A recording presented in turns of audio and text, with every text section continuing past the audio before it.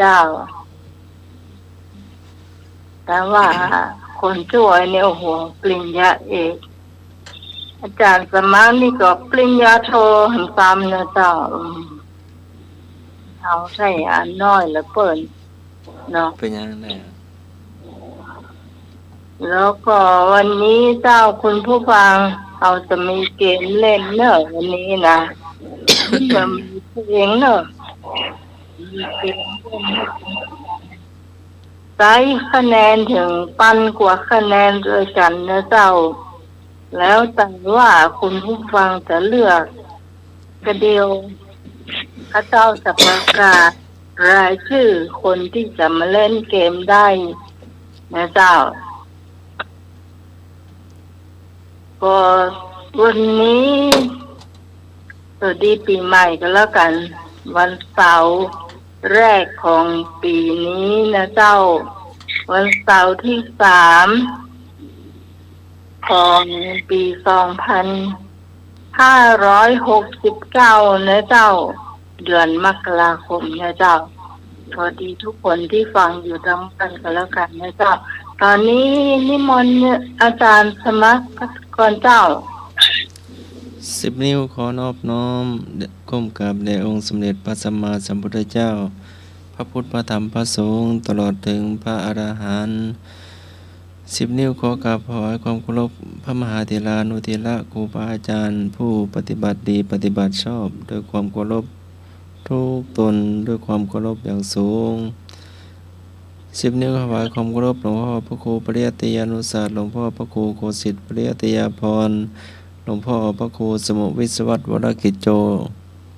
หลวงพ่อเจ้าวาดวัดไฟหินหลวงพ่อผู้อำนวยการสถานีวิทยุพุทธศาสนาและวัฒนธรรมคลื่น FM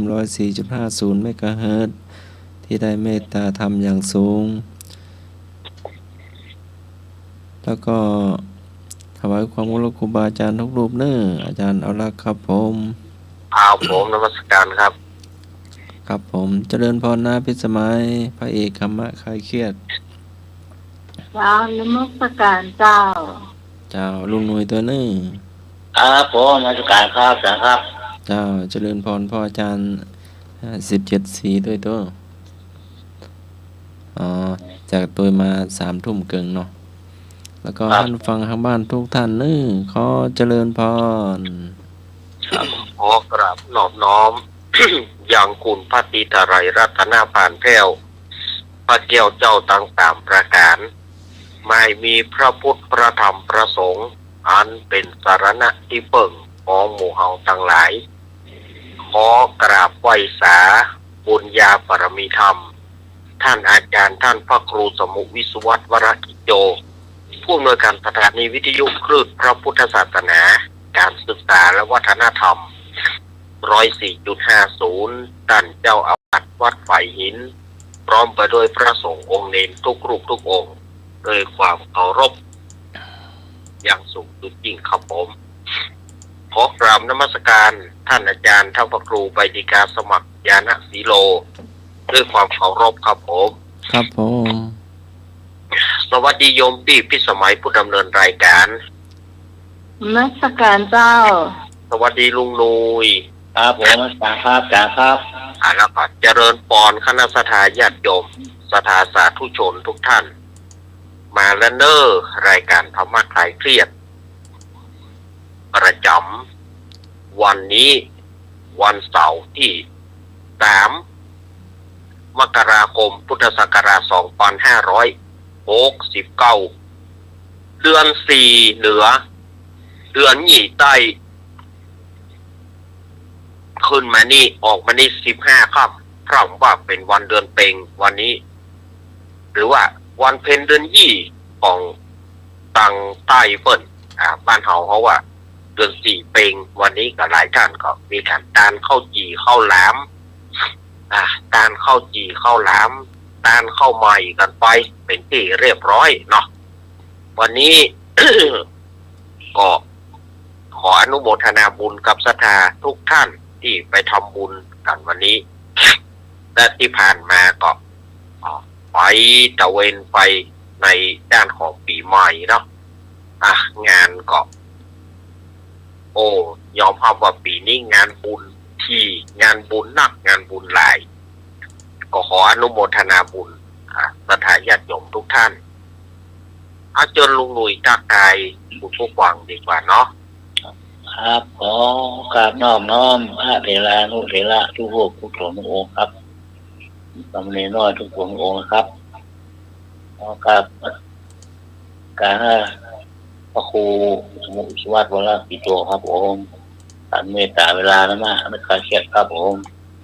กราบวัสการอาจารย์พระครูบาติการมาครับผม เจริญพรลุงหนุ่ย จากอาจารย์ของเราครับ สวัสดีลุงหนุ่ย ครับสวัสดีพี่วิสมัยครับผมครับ สวัสดีเจ้า อาจารย์รักอาจารย์นั้นเจ็บดีของพี่สมนะครับผมครับสวัสดีธรรมะอาเชียทุกท่านทุกคนนะครับผมนี่ก็เสาร์แรกสวัสดีปีใหม่ทุกท่านนะครับผมสวัสดีมีสุขเจริญกินข้าวนั่นรักข้าวรำนะครับทุกคนครับผมครับ เจ้า วันนี้ที่ยังข้าเจ้าเกริ่นเอาไว้ตอนแรกนะเจ้าเราจะมีเกมให้คุณผู้ฟังได้เล่นกันนะเจ้า วันนี้จะมามีเพลง เกมอย่างเหมาะ ฟังรายชื่อดังต่อไปนี้นะเจ้า คุณผู้ฟังที่เล่นเกมมาก็เมาตลอดนะเจ้า ก็คือหนึ่งไอ้พงษ์นะเจ้าสอให้เอกเจ้าสาวแฟนพันธุ์แท้เจ้า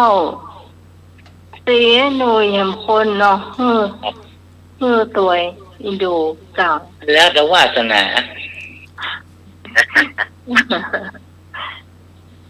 ถ้าพี่ตองเจ้าพกพิสารีเจ้าเยติพรเฝ้าเจ้า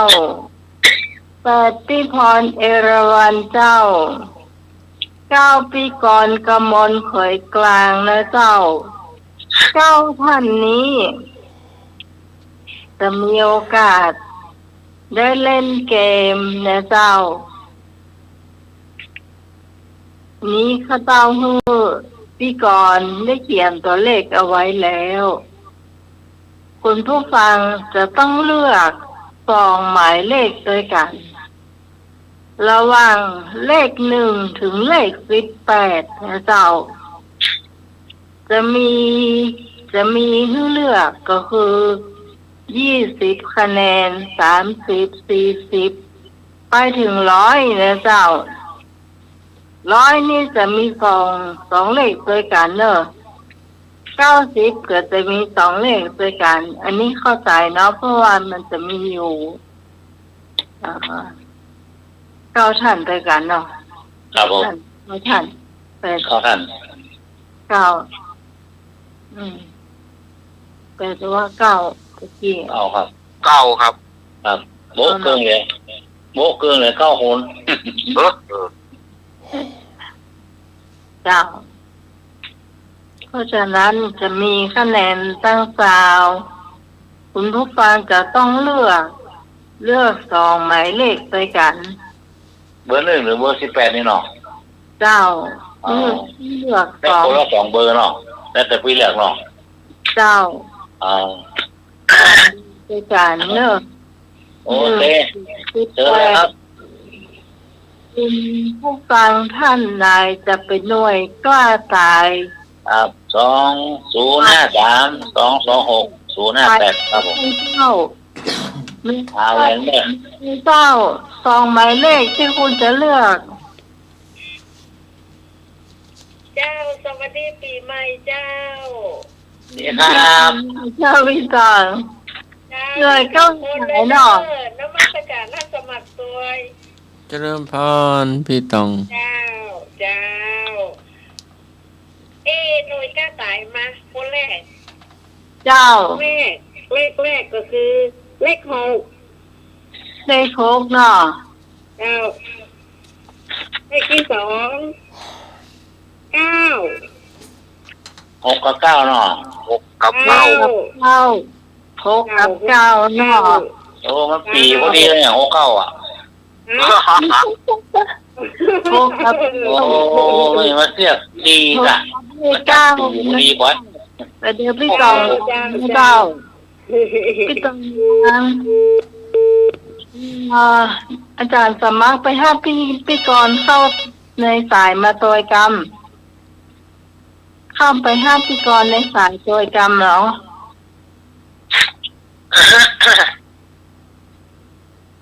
ก็บ้านพี่กรจะได้โทรเข้าตลอดเนาะ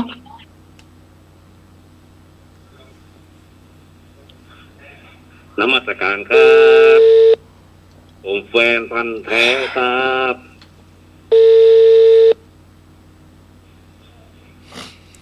คุณพิษน้อยใจครับ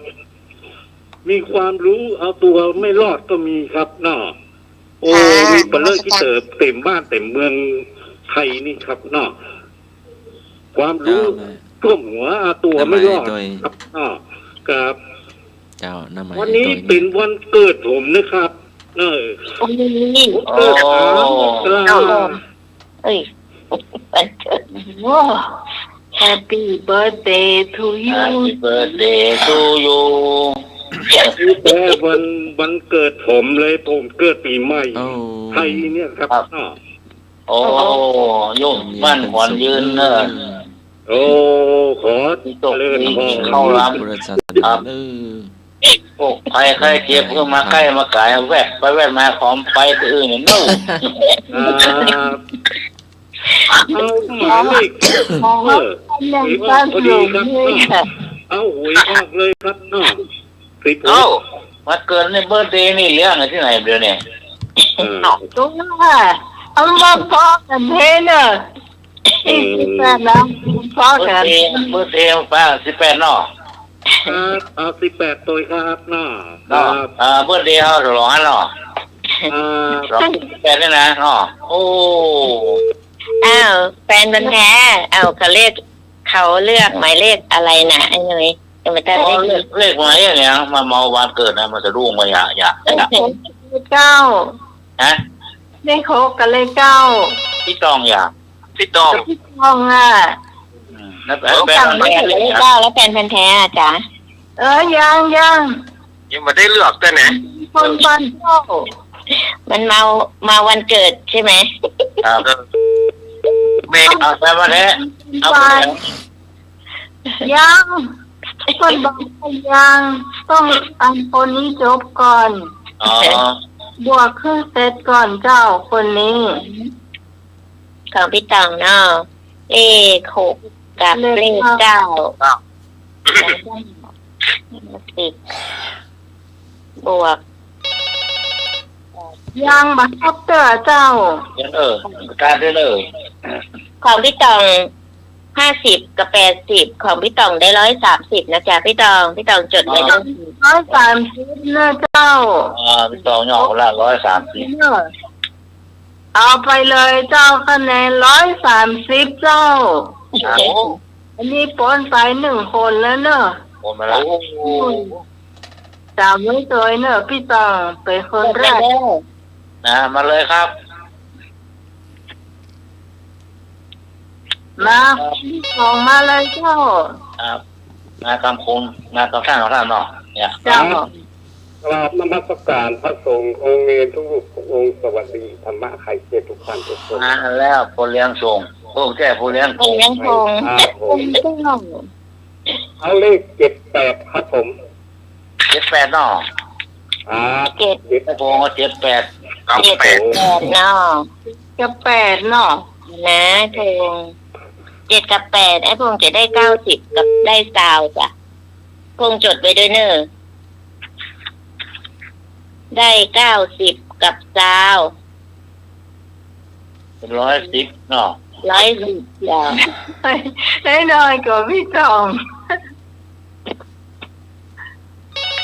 110เนอะ2คนไปแล้วสายต่อไปสายที่3เจ้ามาเลือกเจ้าผมเอาเลขหวยออกนี่เนอะแต่ว่าเนี่ย16อ่ะเนอะ6ไปแล้วเลข6ไปแล้วเอาลงใหม่ 16 อ๋อ16กับเลขอย่างนั้น กับ18อันสุดท้ายเลย 16กับ18เนาะ 8กดโทษ อันนี้16กับ18เนี่ยนะ อ่า 70กับ80 70 80 เจ้า 150เนาะ เจ้า โอ้โห แฟนแท้150 70แฟนพันธุ์แท้ได้150จ้ะ ครับ 150 คะแนนเนอะแฟนพันธุ์แท้นะเจ้า Happy birthday เด้อ เนอะคะแนนเยอะมากเนอะ จ้า แต่ก็ยังมาขอบคุณนะเอกมา ไอเอกเนอะพี่สารีนะเจ้า ใครอย่าพลาดเนอะวันนี้อย่าพลาดคะแนนเป็นของพี่กรณ์คนเดียวเด้อบอกให้ อย่าลืมอย่าพลาดอย่าละโอกาส เจ้าฟังอยู่ก็โทร อย่าละโอกาส มันเอรา เอามือดูกระเป๋าเข้ามาเลยครับ เจ้าเลือกเลย จ้าสวัสดีเจ้า มาแล้วบ้านเจ้า เจ้าก ราบไหว้สาพระอาจารย์ท่านพระครูสมุทรวิศวัตรวรัตติโจ ผู้อำนวยการสถานีเจ้า เจ้าวาดวัดสายหินเจ้ากราบไหว้สาพระอาจารย์พระครูบดิกาสมัครยานสีโรเจ้า เจริญก่อน เจ้ากราบไหว้สาพระอาจารย์เนนรักเจ้า พร เจ้ากราบสวัสดีน้องใหม่เจ้า สวัสดีเจ้า สวัสดีลุงเลยเจ้า ครับผมดีครับผม เจ้าสวัสดีพี่กรณ์เจ้าพี่กรณ์กำลังใส่กลางเจ้า สวัสดีน้องนัทนันท์มโนพรเจ้า สวัสดีเจ้าสวัสดีพี่หนึ่งสี่เจ้า นอนเล่นอย่าง นี่พี่กรณ์จะเอาเลข5กับเลข10เจ้า เลข5กับเลข10ใช่ไหม เนาะ เจ้า 5กับเลข10น้องพรได้130นะจ๊ะ พี่ฮอน เลข5ได้100เลข10ได้30จ้ะ โอ้130 130 จ้ะ ถ้าเป็น100นะเจ้า โอ้โห แล้วก็เลข10เป็น30เนาะ จ้ะ ได้130 ได้130จ้ะ ยังมี100ยังเหลืออยู่นะเจ้า แต่คนยังไม่ได้เลือกเสื้อ มาให้เอกมา ไอเอกมาจ้ะพี่สาวอลีไปไหน พี่ฮอนมา พี่พร พี่ ฮอน สาว ระวังมา โอ้พี่สารี 100ยังไม่ออกอีกหนึ่งนะ 100ยังไม่ออก90ก็ยังไม่ออก รอลุงหน่วยจะโป้ที่หลัง ไม่เป็นไรถ้ามันยังไม่มีใครโทรไอ้หนูจะเลือกก่อนก็ได้จ้ะเพราะว่า เลือกก่อนเพราะว่าตัวเลขอยู่ที่พี่กรณ์ ใช่ตัวเลขอยู่ที่พี่กรณ์ไม่มีใครรู้ว่ามีพี่กรณ์รู้อยู่คนเดียว อ้าวไอ้หนูเลือก เลือกเลยไอ้หนุ่ม ไอ้หนูเลือกเลยจ้ะ เลข1กับเลข2 เลข1เลข2 อันนี้ให้เลือกจะไร ไอ้หนูไอ้หนูเนี่ย สวัสดีพี่ใหม่ ไม่หมดจะเลข2ได้70จ้ะได้30กับ ไอเอกมาเนอะ สวัสดีพี่ใหม่ มาแล้วครับเอกพะเยา เจริญพรไอเอก ไอ้หนุ่ยนี่ได้70นะเจ้า จ้ะเบอร์1ได้40เบอร์2ได้30เป็น70 ว่าชนะแล้วก็ไอ้ หน้าขนาดให้เลือกก่อนนะแล้วแต่วาสนาไอ้หนุ่ย แล้วแต่ บอก ไอเอกเอาเลือก ไอ้เอกเลือกจ้ะ แต่ ก็เลข3เลย ต่อไปเจ้าเอกเจ้า ไอ้ก็เลขแกว่า เลข7ก็เลข3 เลขเจ็ดเลขเจ็ดมีคนเอาไปแล้วจ้ะ เจ้า เลขเจ็ดมีว่าเอามาเลขใหม่ เอาเลขใหม่ เอาได้สี่ครับอัน เลขสี่เนาะ เลขสี่กับเลขอะไรจ๊ะ สามเลขสาม เลขสี่กับเลขสามเหรอ เดี๋ยวเลขสี่ก็เลขยาเจ้า เลขสาม เลขสี่กับเลขสาม ครับ ครับ เอก ไอเอกเลขสี่กับเลขสามได้70กับ60จ้ะ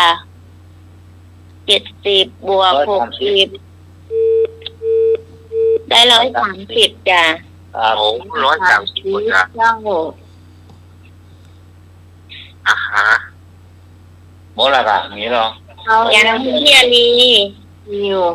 มีพี่สารีเจ้า กับพี่พรอัน ใช่พี่พร ตอนนี้ละวันเนี่ยขายเงานี่ ไม่รู้ย้ำไหม หมอ เดี๋ยว ไอ้เป็นวัด พี่อาลีฟังอยู่ไหมอ่ะ มันมีเลขข้างเลขอย่างพวกน่ะ เขาตั้งเลขเขาบอกพี่ก่อน เลขนะที่ค้างมีเลข11 12 13 14แล้วก็17จ้ะ เอา17กับ14 17 17กับ14 17กับ14 เจ้า พี่สาวรีได้90เบอร์14 40เบอร์17 50 เจ้า ก็คือหมอ จ้ะพี่สาวรีจดไว้ด้วยนะจ๊ะ ก็สิบ ได้ก็ 40กับ50เป็น70 ก็ จ้ะ สิบ 70กัน จ้ะ14กับ17 4กับ17 จ้ะเป็น90 90เป็น90 จ้ะ โอ้เหลือ เรียมที่เบื่อกันเนาะ 70ไ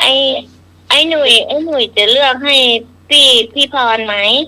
หรือว่าน้องใหม่จะเลือกก็ได้จ้ะ เอาให้เนนเลือกดีกว่า เอาได้อันนี้เลือกพี่พรเอราวัณหน่อยจ้ะ อ๋อ พี่พร จ้ะ มัดเหลือมันตอนนี้เนาะ11 12 13 11 12 13 จ้ะ เต็มที่ แล้วก็ เต็มที่จ้ะ เดี๋ยวนะ เอา 11 12 13แล้วก็15จ้ะ อ๋อเอา13กับ15 13กับ15เนาะ ครับ พี่พรเอราวัณก็จะได้150จ้ะ 150เนาะ ออกมาแล้ว900 60กับ90ฮะ60 90จ้ะ โอ้โห50ก่อนทันเนาะ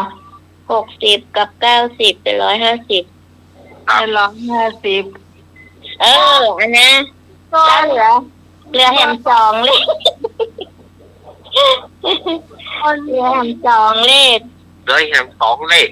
เลขอันนี้ตกของเป็นของพี่กรณ์เนาะ11กับ12พี่กรณ์ก็ได้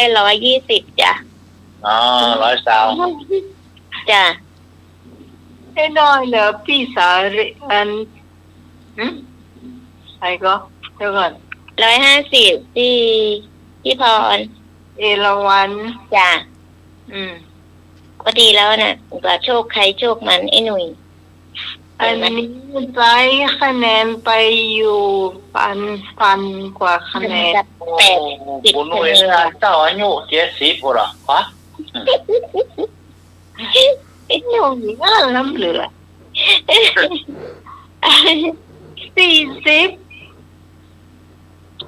มันเล่นเหล็กกัน โอ้นี่ตัดตีว่ะ อย่าขานคะแนนให้ฟังเนาะไอ้หนุ่ยก็จดเอาไว้ด้วยนะจ๊ะไอ้หนุ่ยได้70คะแนนจ้ะไอ้พงษ์110คะแนนจ้ะไ ไอเอกได้130จ้ะแฟนพันธุ์แท้ได้150จ้ะพี่สาวอลีได้90จ้ะพี่ต่องได้130จ้ะน้องพรได้130จ้ะพี่พรเอราวัณได้150จ้ะพี่กรณ์ได้120จ้ะ ครับ ทั้งหมด ครับ ไอ้หนุ่ยเนี่ย เลือกก่อนจะได้น้อย มันเลือกเลขหนึ่งก็เลขสองหรอกแต่มันแบบมันมาหูว่าเฮาบอกว่าเลขสองยี่สิบเจ็ด เฉยๆปะล่ะอันนี้เฉยๆปะล่ะ เออ นมัสการครับ ว่า เกือบ300แล้วเกือบ300เลยอะวันเนี้ยโอ้ได้เยอะขนาดเลยงวดเนี้ยเนาะ เดี๋ยวนะ เกือบ300 เดี๋ยว แล้ นะ ว โอ้เดี๋ยวก็มีเกมของพี่นานอยู่ลูก ครับนะไม่นานแล้วด้วยนะ เดี๋ยวก่อนส่งข่าวออกวิทยุเนาะวันเกิดใครน่าต้องจ่าย3 เท่าของ ของพี่กรณ์ที่ทำกันกับน้องใหม่เด้อ จ่าย3 เท่านะที่บอกก่อน แล้วก็ต้องขอบคุณแม่ครูธัญญาตัวแอนสาวที่ผ่านมาอย่างที่นานกินสม74นะเจ้าบอกว่าจะทำบุญจะเฮาตัวนะเจ้า 1,000 บาท ครับขอบคุณแม่ครูสัญญาทองอินครับผม แล้วก็แม่จันทราชื่นใจก็จะเพิ่มมาแหม500ก็เป็น 1,000 นะเจ้า วันนี้ลืมมาพูดโดยมาเราอ่ะถ้าพูดเลยจะโดยไปหรอก เป็นไรตัวมาวันไหนก็ได้ จะได้เขาไม่ได้ไปโกดตลก คะแนนให้มาเนาะเพราะวันนี้สนุกสนานนะครับ ก็เดี๋ยวดูปลายอาทิตย์หน้ากันเนาะถ้ามันอันนี้เหลือเยอะเรา ต้อง ก็เอา อ แบบ ธิบายเรื่องจะท่านสมัครจะได้เลือกเลข ฮะ อธิบายแล้ว อธิบายเหรอ เจ้า อันนี้เกมเนี่ยนะหมายคิดแล้วก็พี่กรณ์เป็นคนจดว่ามีคนเล่นกี่คนนับเอา แล้วผู้เลือก2 หมายเลขแล้วมาบวกกันอย่างให้หน่วยเลือกเล่นเลข1กับเลข2เนี่ยเลข1คือ40เลข2คือเท่าไหร่6เปล่าเดียว เลข2 30น้องไหมก็เป็น70จ้ะไอ้หนูได้70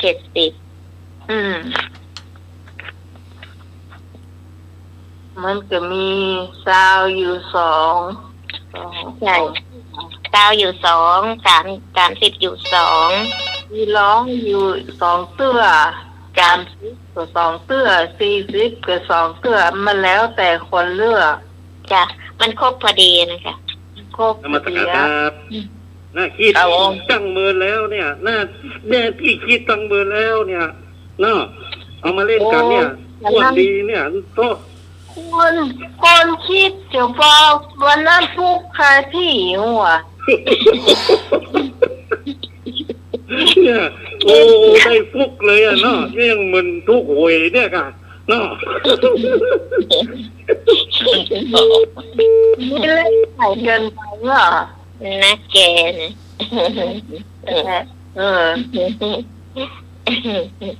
แล้วหรือว่าเขาไม่ได้กินยาใช่ค่ะเพื่อกินยารอบ2ไปนี้จนคนอื่นสวดมนต์ข้ามปีเอาพวกก่อนเพื่อน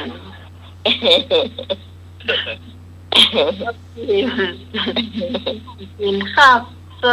ส่วนใหญ่เนี่ยคิดอย่างมันจะคิดออกตอนกินข้าวนะแปลกเหมือนกันนะ โดนไปสวดมนต์ข้ามปีพวกมาสวดด้วยมันย่อมว่า พี่กรณ์ได้สวดอยู่นะพี่ตอนได้สวดอิติปิโส9 จบแล้วก็ฟังพระอาจารย์เขา สวดมนต์แล้วก็จับฉลากจับอะไรแล้วได้ฟังอันทยันโตได้ค่ะ เลิกพอตีหนึ่งเที่ยงคืนครึ่งค่ะ หลวงพ่อกินยาเกิด ก่อนพี่พรตรวจพรหมอพรเยี่ยมมีละนักปิ้งมา พี่กรณ์นี่ยุ่งกับอันเด็กที่บ้าน มันไม่สบายเนาะก็เลยไม่ได้ว่าน้องหมายพี่กรณ์จะไม่ได้สวดพี่กรณ์จะได้สวดคนเดียวอีกละ เออ ก็เลยได้สวดคนเดียวเหมือนพระอาจารย์นิรักษ์ว่าเนี่ยอาจารย์นิรักษ์ว่าสวดตั้งมอก5 ทุ่มพอตั้งเที่ยงคืนป่ายไปแล้วมันก็จะเป็นวันใหม่อะไรเงี้ยจ้ะ แม่นละ จ้ะก็เลยสวดแบบนั้น จะไปฮับที่งานมาเนาะ ว่า3 ทุ่มเกินก่อน ก็ไม่ได้มัน อันนี้จะ4 ทุ่มแล้วหน่อย ฮะ ลา เรื่องเช้าจะ4 ทุ่มละเดี๋ยวพี่กรณ์จะฟังในวิทยุนะจ๊ะ เพราะว่า จะต้องไปฮับที่งานมาแล้ว จ้ะ ก็อยู่ด้วยกันนะ เนี่ย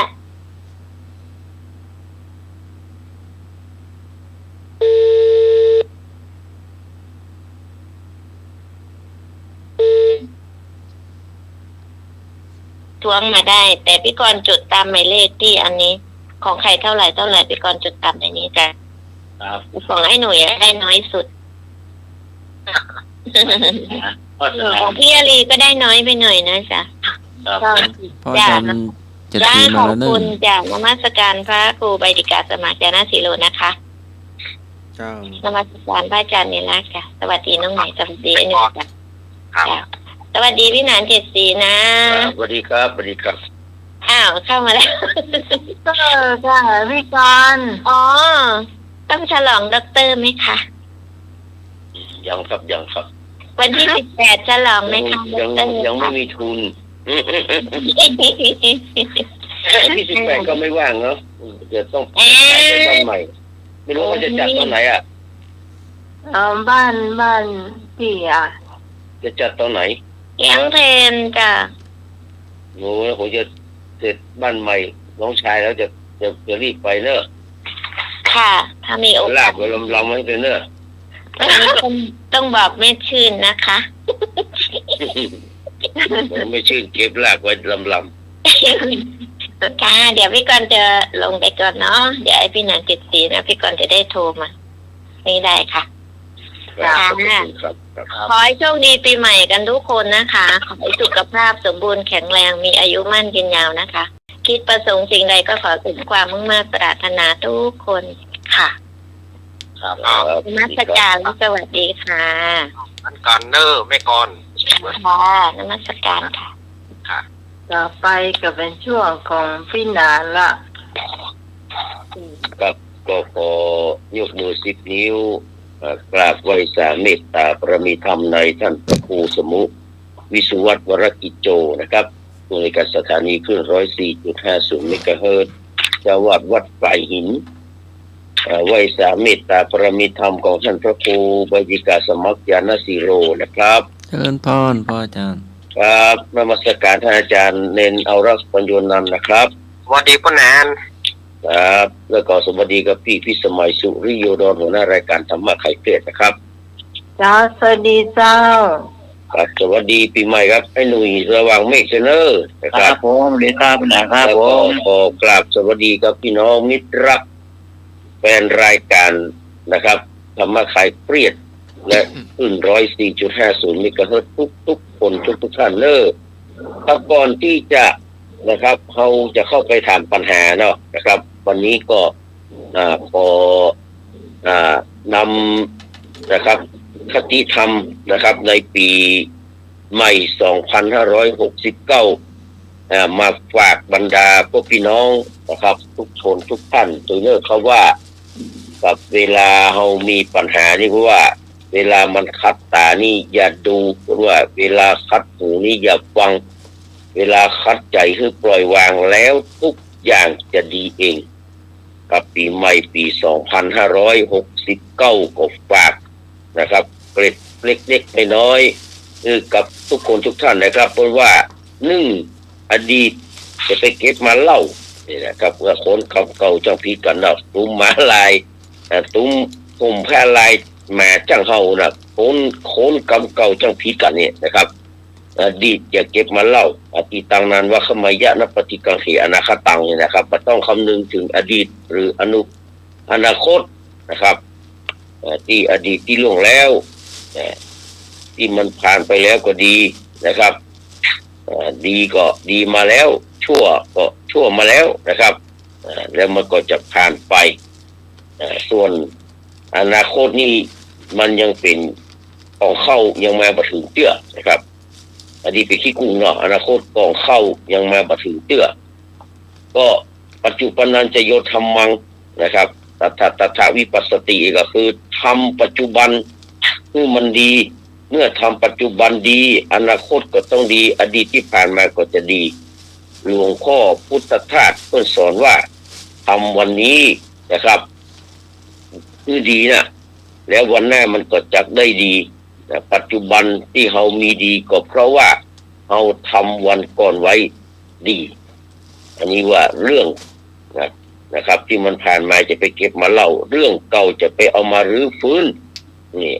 จะไปรื้อฟื้นปล่อยแห่ตะเข็บเป็นว่าเนาะเรื่องเก่าๆที่เคยทำมาแล้วจะไปรื้อฟื้นนะครับเพราะว่ามันผ่านไปแล้วมัน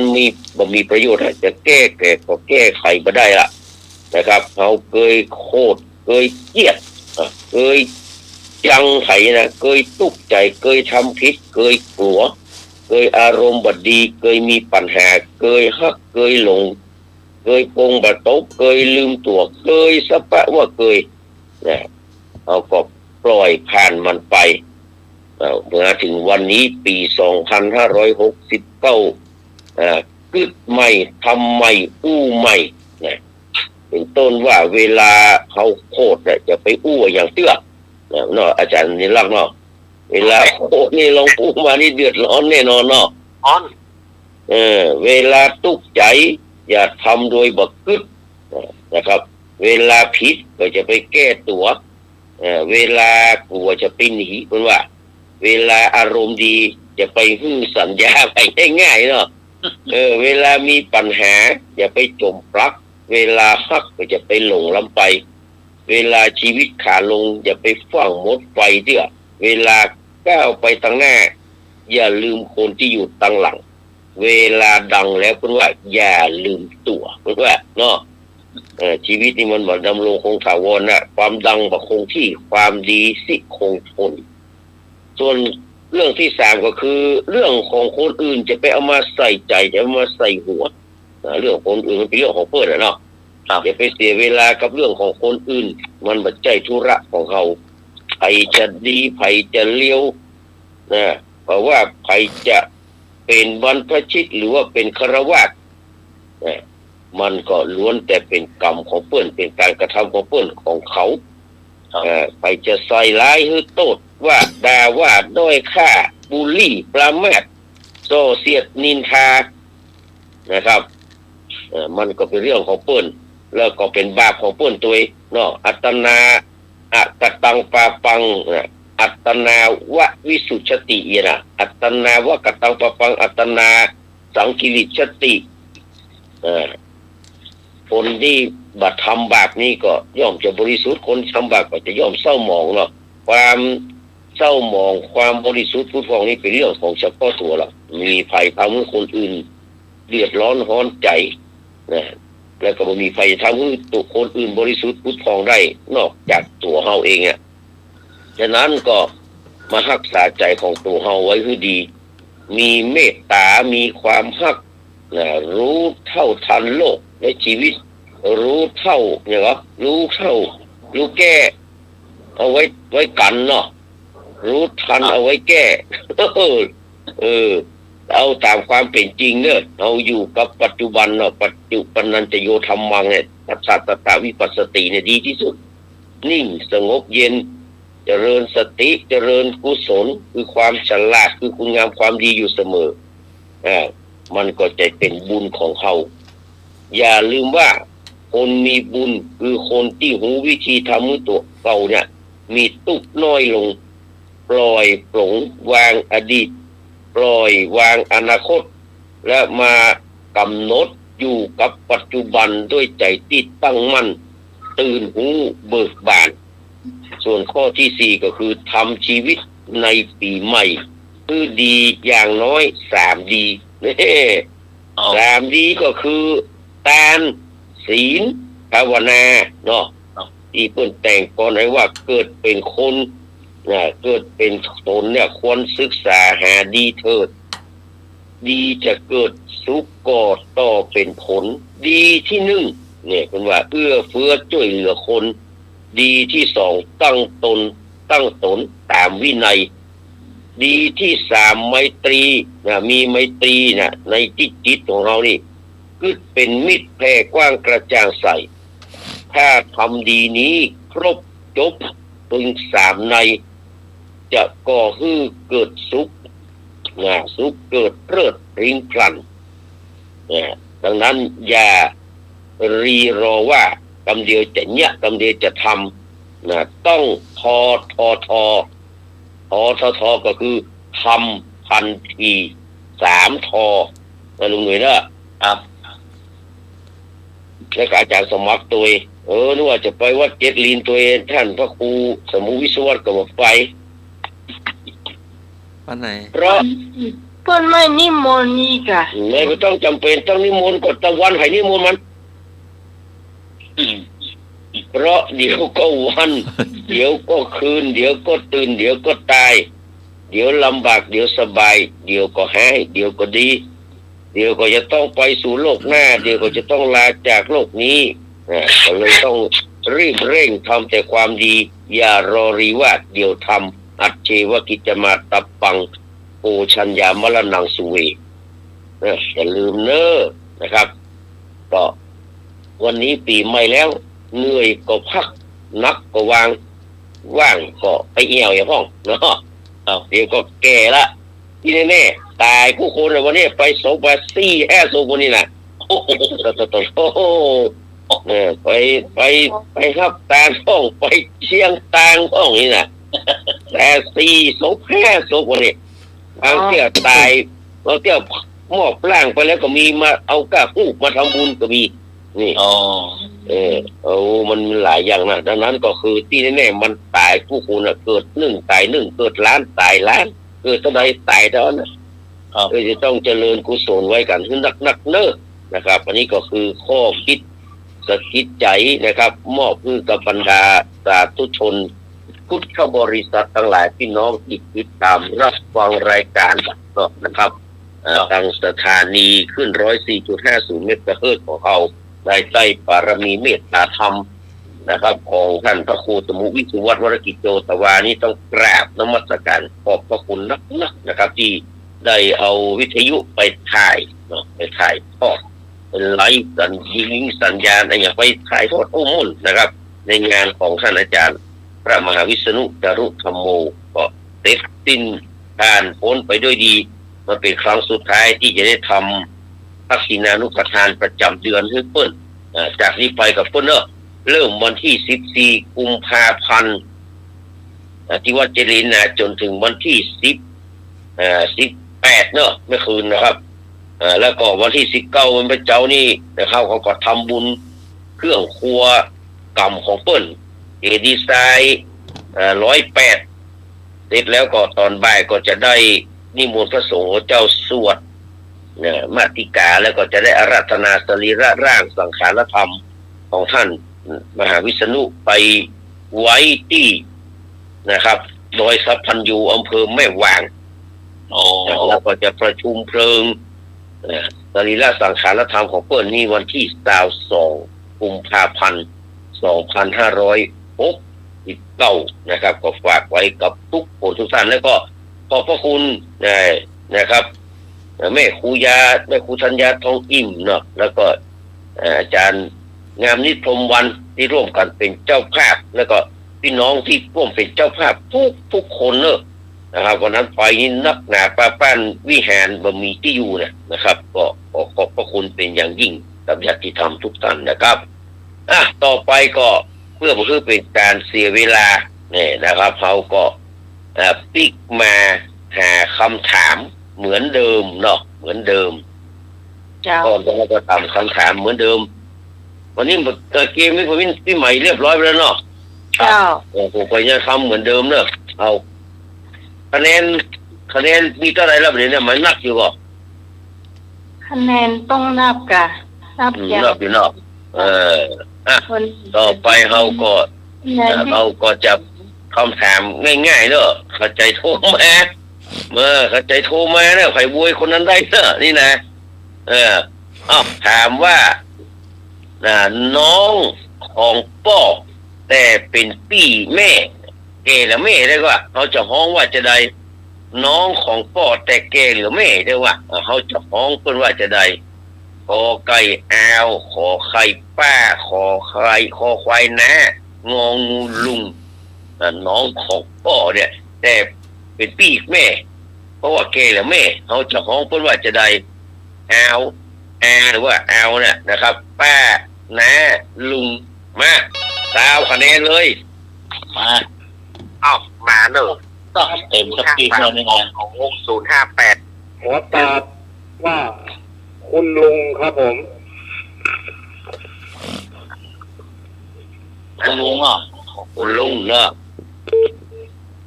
ไอ้พงไหนเนาะพงเนาะครับ ผมยังครับ เจ้า หายต่อไป เจ้า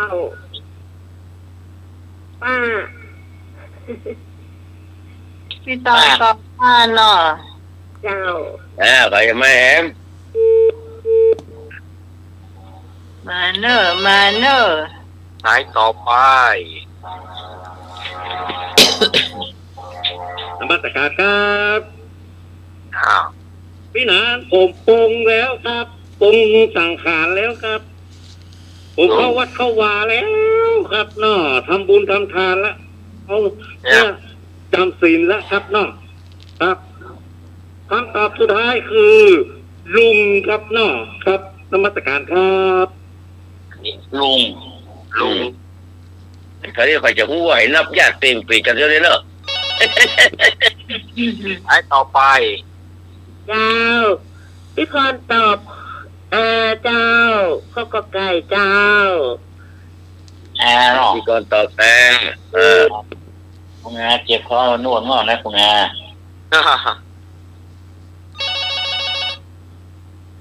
ท่านต่อไป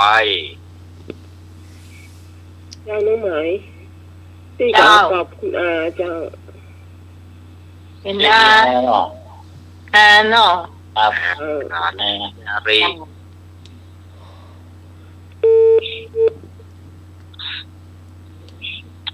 ครับเอกมา หายต่อไป พี่ตังก็ตอบว่าป้าเหมือนกันค่ะ ป้าล่ะ จ้ะถ้าเป็นพี่ ถ้าเป็นผู้ชายกับเป็นอาจ้ะถ้าเป็นผู้หญิงเป็นป้าจ้ะ ป้าเนาะอ๋อ ค่ะค่ะ ตกลงเขาได้เขาขอใครอ่ะ ก่อนเอาป้า เนาะ ป้าครับ หมดหรือยัง6 คนแล้วเนี่ย 1 2 3 4 5 วันนี้เป็นวันซีเป็งอ่ะกินข้าวหลามกันตักขนาดน่ะ เอกมา มันจะมีแค่ข้าวหลาม ครับโอ้ ยังข้างโซ่ก็ยังมีข้าวหลาม โหข้าวหลามกะทินะเนาะ ก็เลยกะทิผ่องข้าวหลามเมืองผ่องก็เหลืองเมืองกับลำเนาะถ้ามันร้อนๆใหม่ๆนะบอกน้อยลำหรือบอกใหญ่เนอะขนมข้าวหลามเมืองนะครับจะเลยเนาะเฉลยก่อนน้องของป้อเนี่ยมันจะเป็นไอ้ยังก็จ้างแล้วเนาะแล้วน้องของป้อนี่นะน้องของป้อนี่นะจะเป็นแก่ละแม่เขาก็จ้างเด้อยังใดเนาะมันก็เป็นแอลเขานั่นแหละเพราะว่าเขาถือป้อเป็นลักไหมก็เขาต้องถือป้อเป็นลักนะเพื่อจะแก่ละแม่มันไม่เกี่ยวหรอกมันเป็นน้องป้อเขาของแอร์นะเนาะของแอร์เอาแอลก็แล้วกันเนาะแอลก็กอไก่ผูก พี่อาลีพี่พร กับพี่กรเจ้า พี่พร ต่อไป พี่พรต่อป้าเบียร์ พี่กรต่อป้า ส่วนพี่กรณ์ฮะ ตกลงว่าไผ่ก็ไผ่นะอาลีก็ไผ่ อันนี้พี่พรปลาเศร้า เนาะก็ปลาเศร้าเนาะกับอาลีเนาะได้3 คะแนนเนาะ พี่พรมาก่อนเมื่อ แม่น พี่พรเจ้าคะแนนพี่อาลีได้18 คะแนนนะเจ้าจดไว้ อ้าว เลย ต่อไปคุณตาวัยนะครับ79 ปี มีหลานทั้งหมด4 คนมีหลานทั้งหมด4 คนนะถามว่าบรรดาหลานทั้งหลายเนี่ยตาจะฮักหลานคนใดนักที่สุดระหว่างขอไก่หลานที่เป็นครูเนี่ยขอไข่หลานที่เป็นหมอขอควายหลานที่เป็นตำรวจงองูหลานที่เป็นเจ้ามือ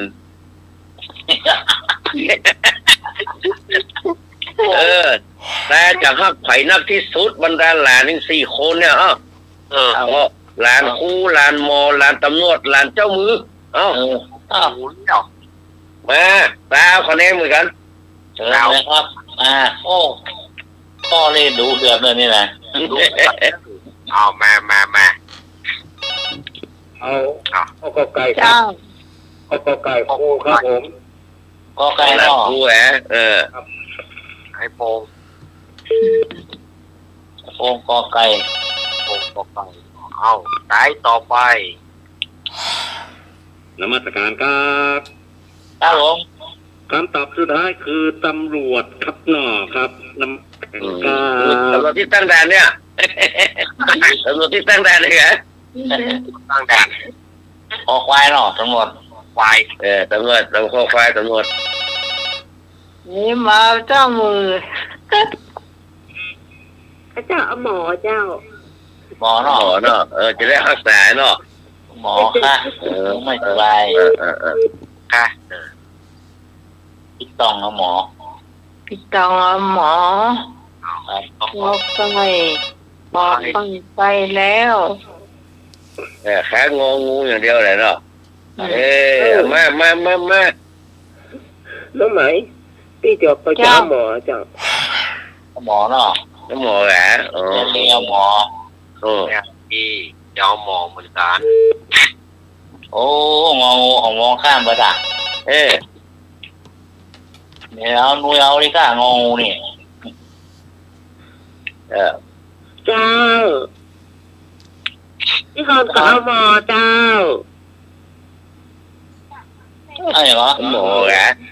เจ้าพี่คนเอาหมอเนอะ หมอเนาะ หมอ หมอเนาะทีนี้คนละเนี่ยแค่คนหมายว่าแฮมพอจะเอาแฮมไหม มันเหลืออะไรบ้างเดี๋ยวนี้ เดี๋ยวงองู เหลือแต่เจ้ามือ พี่คนจะเอาเจ้ามืออ่ะเพราะว่ามันไม่มีใครเอามัน เจ้ามือเนาะ เจ้ามือโอ้ตัวเนื้อเนาะ ไอ้อีกนี่ไม่ได้มันต้องสอบหรือเปล่านี่นะมันฟังอยู่แล้วมันสอบ นี่เพิ่นว่าก็มาตอบ เฉลยเนอะเฉลยบอกว่าครูก็ดีบอกว่าหมอก็ดีบอกว่าตำรวจก็ดีนะเฮียนทุกครั้งเนี่ยต้องอาศัยไอ้คนเนี่ยเป็นคนจ่ายขึ้นหมดอะเป็นคนส่งเสียขึ้นเฮียนหมดอะเพราะฉะนั้นตาก็เลยฮักหลานที่เป็นเจ้ามือมันมี2 อย่างคือตานี่ชอบเจ้าของบอลตัวเองเจ้าของบอลแล้วสอนกับหลานคนนี้มากับมือแล้วไอ้คนนี้ก็เป็นเจ้ามือบอกว่าเจ้ามือนี่นะแล้วก็เจ้ามือเลี้ยงทุกครั้งโดยส่งเสียมันเนี่ยเฮียนมันอ่ะว่าจะไปลากไข่ได้นอกจากหลานที่เป็นเจ้ามือเขาทำตัวคนอื่นมาเอาตัวอ่ะตำรวจก็จะไม่ยับกันครูก็จะสอนให้กันหมอก็จะเตือนเลยอ่ะก็ว่าตาฮักไอ้คนที่เป็นเจ้ามือนักที่สุด เอาละพี่กรณ์ได้คนเดียว20 คะแนน ก่อนเศร้า เจ้าคะแนนโอ้ยหนุ่ยตัวจ้ะ 18กัน ไอ้หนู18เนาะ ครับผู้ดังหน่อย18 ต่อไปมีเงินอยู่10 บาทอันนี้คือปัญหาเช่าเนอะคิดดีๆเนอะมีเงินอยู่10 บาทซื้อขนมไป5 บาทจะได้ตังค์ทอนกี่บาทแต่มันคนละเรื่องนะเพราะคิดดีๆเนอะมีเงินอยู่10 บาทซื้อขนม5 บาทจะได้ตังค์ทอนกี่บาทพอ0 บาทพอขอไข่5 บาทพอควาย3 บาทงองู7 บาทต่อจานคิดหมดมีเงินอยู่10 บาทซื้อขนมไป5 บาทจะได้ตังค์ทอนกี่บาทกอไก่0คือมาได้ขอควายขอไข่5คิดหมดคิดดีๆเนอะ25 คะแนน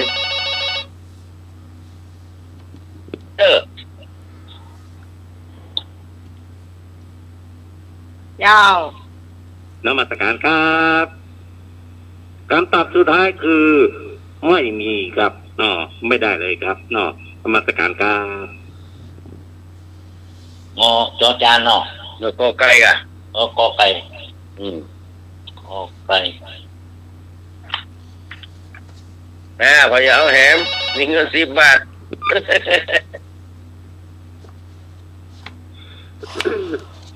เจ้าพี่พรก็เอากอไก่เจ้าเพราะว่าพี่พรมีสตางค์เหรียญ2 เหรียญเนาะจ่ายไป5 บาทมันก็ได้สตางค์ทอนกะเจ้า มา2 คนแล้วมาอันนี้เอาความบุยเลยนะส่วนของประชาชาวก็คือความบุย เจ้าน้องไหมพี่ก็เอากอไก่เจ้า0 บาทเจ้าก อไก่เนาะ เจ้า ได้มาได้ตังค์ทอนผมจริงนะฟังพี่หลานเจสีเมื่อก่อนน่ะเรามาอู้เรื่องนี้จ้ะ พี่พรก็เอาข้าวกอไก่จ้ะเพราะว่าเรามีเหรียญ5ไปซื้อเราก็เลยไม่ได้ตังค์ทอนจ้ะมีเหรียญ5อยู่2 อันเหมือนน้องพรบอกนะจ้ะเอากอไก่จ้ะ ครับ อย่าง นี่25 คะแนนกันเนอะ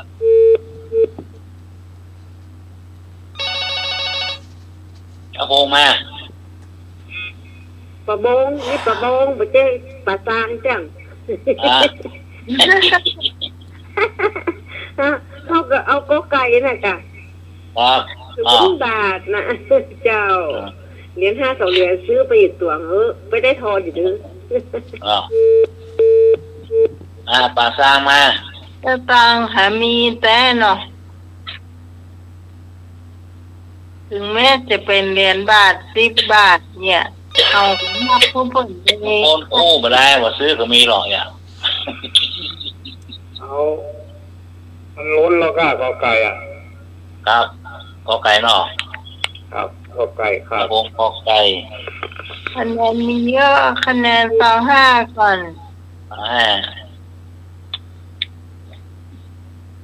มาแหม มีแถมก็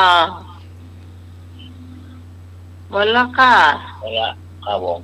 เป็น หมดแล้วเนาะ ครับ เอาอย่างที่พี่พรบอกนะถูกละ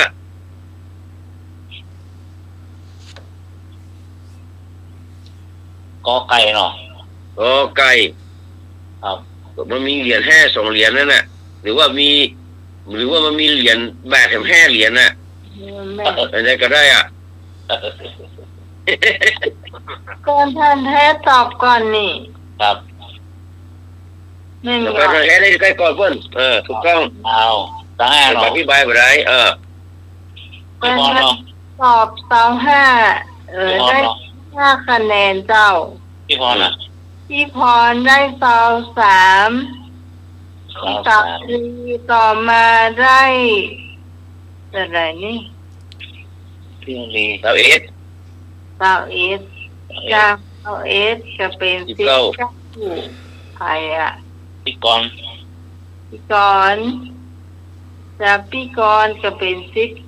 17 เด็ด ใคร พี่ อ่ะ ตอง ฮะ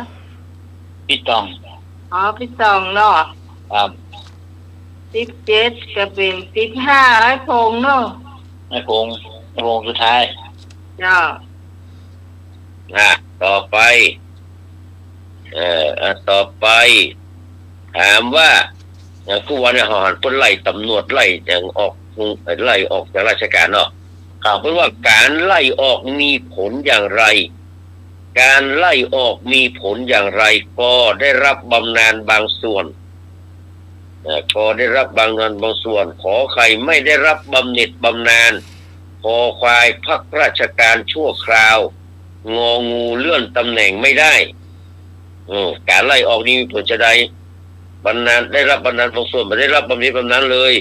พระราชการชั่วคราวเลื่อนตำแหน่งใหม่เลื่อนตำแหน่งมาได้การไล่ออกจะมีผลจะได้ตำรวจถึงไล่ออกเนี่ยให้ออกกับไล่ออกนี่เหมือนกันนะครับ ให้ออกนี่เบากว่าไล่ออกอ้า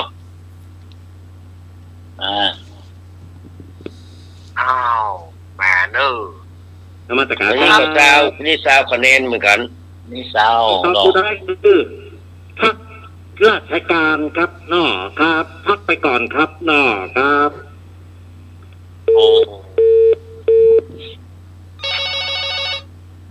พักไปก่อนอาศัย ไป ได้ ก่อนไอ้ที่ ไปก่อนไปกินเหล้าไว้หรอก ไล่บ่ได้บำเหน็จบำนาญเจ้า ไล่กันเลยเจ้า ไล่อย่าง ขอไข่ พี่ เนาะ พรเนาะขอใคร ขอ ขอใคร โมฆะ มองปลาเศร้าเจ้า ไปก่อนโมฆะ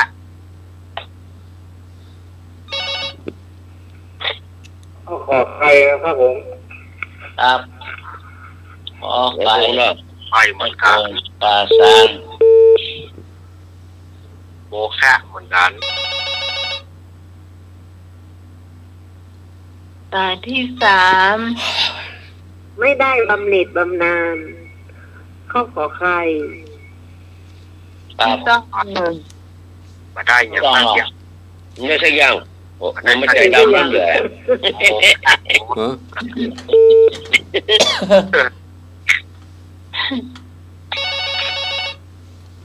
สายต่อไป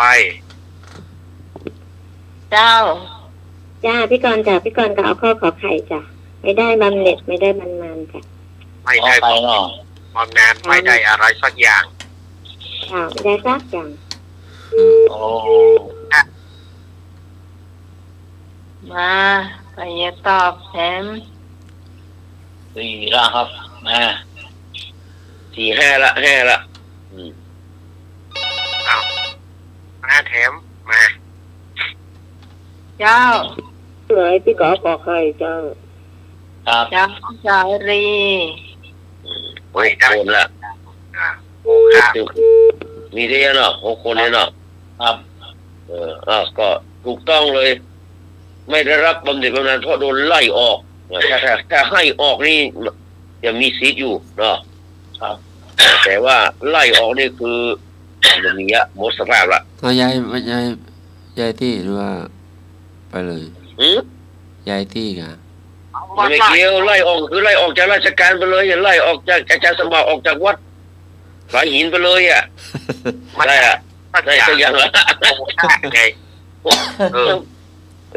ท่านพระครูสมุวิศวะว่าไล่สมัครออกจากวัดไปเลยจบละแล้วว่ามีอำนาจหรอได้สักอย่างเลยเผื่อโดนถอดยศตัวน่ะโดนสมณศักดิ์ตัวน่ะ โอ้ เป็นเยอะเนอะ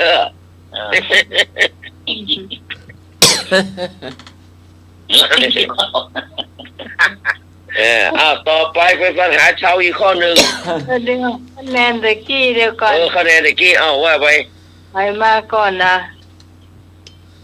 พี่พร เนอะไล่เรียงงานอีกกันเองเนอะเอา เป็นมาแท้ครับเนี่ยเป็นมาแท้เอาพัก ฮะ เป็นมาแท้มันอยู่ข้อไปเพิ่นบรรลุ บรรลุก่อนพี่พรมาก่อน พี่พรแล้วก็พี่กรณ์ ครับพี่พร ห้อง ไอ้พง สี ไอ้พงพี่พรไอ้พงพี่ตองพี่กรณ์พี่อาลี อืมอืม นะไปต่อไปข้อปัญหาเช่าข้อพิเศษ อาศัยความไวอย่างเดียว30 คะแนน โดนโทษ อาศัยความไวนะนี่มันพิสูจน์ความไวอย่างเดียวอะโอ้ทุกคนเก่งหมดอะแต่ว่าใครจะเก่งเรื่องไวเนี่ยก็ไปอย่างที่มันหายากที่สุดและบ่มีประโยชน์ก็ไปอย่างที่มันหายากที่สุดและบ่มีประโยชน์ขอไก่เกิดผ้าใบ2เกิดแปะ3เกิดหายงอเกิดบุดเอามาความโวยมาโวย30 คะแนน เกิดปุด เอา เจ้าพี่พรนะเกือบแป๊ะเจ้า เกิดแพ้บ่ บอกเอาเกิบชีพ อย่างที่มันหายากที่สุดได้ไรประโยชน์นะเอา มีประโยชน์ มา นมัสการครับคำตอบสุดท้ายคือเกือกไอ้อย่างคอควายอ่ะเกือกอย่าง เกือบหาย เกือบหายนั่นนะเกือบหายเกือบ ก็หายต่อไป แปะแปะแปะแปะ เกิดย้ายพงษ์ โอ้โหเกิดแต่ละ 2 คนก็แต่2 คนนั้นเนอะ เอามาแถมมา จะมีเซอร์ไพรส์นะข้อนี้นะ เจ้า เป็น ปั ปั ญ ญ หา หาเช่า เช่าเลยพี่น้อง ออกจากอก ฮะ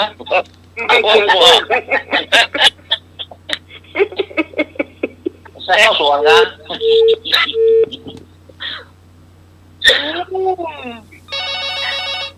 จะได้คะแนนหาละ